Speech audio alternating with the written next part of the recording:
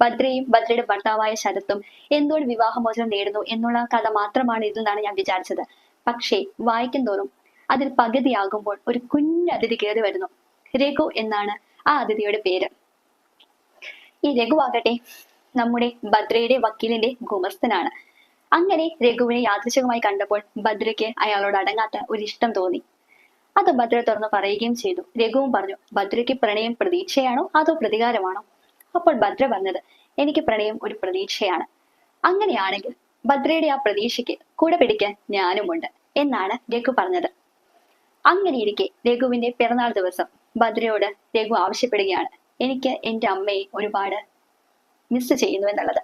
അമ്മയുള്ളപ്പോഴാണ് രഘു ഏറ്റവും കൂടുതൽ പിറന്നാൾ സദ്യ ആസ്വദിച്ച് കഴിച്ചത്.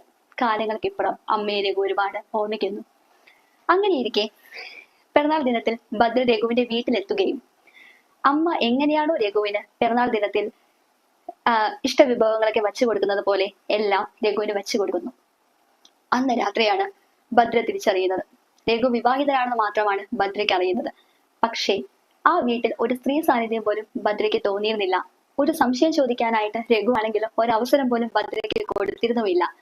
അങ്ങനെയിരിക്കെ രഘു തന്നെ പറയുകയാണ്, എന്റെ വിവാഹം കഴിഞ്ഞതാണ്. അശ്വതി എന്നായിരുന്നു അയാളുടെ ഭാര്യയുടെ പേര്. പക്ഷേ ചൊവ്വാദോഷക്കാരിയായിരുന്ന അശ്വതിക്ക് വിവാഹം നടക്കാതിരുന്നത് കൊണ്ട് ആണ് രഘു ഈ വിവാഹം നടത്തുന്നതെന്നാണ് അവളുടെ അച്ഛനും അമ്മയൊക്കെ ആദ്യം വിചാരിച്ചത്. പക്ഷേ രഘുവിന് പണ്ട് തൊട്ടേ അശ്വതി ഇഷ്ടമായിരുന്നു.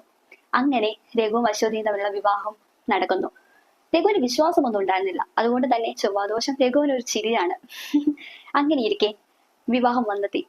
സകല ദൈവങ്ങളെ സാക്ഷി നിർത്തി രഘു അശ്വതിയുടെ കഴുത്തിൽ താലി കെട്ടുന്നു. അന്ന് രാത്രിയാണ് അത് സംഭവിച്ചത്. വിവാഹ സൽക്കാരത്തിന് വേണ്ടിയിട്ട് സാരി മാറാൻ വേണ്ടി മുറിയിലേക്ക് പോകുന്ന അശ്വതിക്ക് സംഭവിച്ചത്, താൻ ഉടുത്തിരുന്ന സാരി തന്നെ കോണിപ്പടിയിൽ തട്ടി തല കീഴായി മറിഞ്ഞ് അശ്വതി ചോരയിൽ കുളിച്ചു കിടക്കുന്നതാണ് പിന്നെ രഘു കണ്ടത്. സന്തോഷത്തിന്റെ നാളുകളാകേണ്ട ആ വീട്ടിൽ പൊടുന്നനെ ഒരു സങ്കടം പരന്നു. എന്ത് ചെയ്യണമെന്നറിയാതെ അവളുടെ ആ വീഴ്ച കണ്ടിട്ട് അവളുടെ അച്ഛൻ മരിച്ചിരിക്കുന്നു. അതേപോലെ തന്നെ അവളെ പിന്നെ കിട്ടിയതോ ഒരു ജീവച്ഛവമായിട്ടും.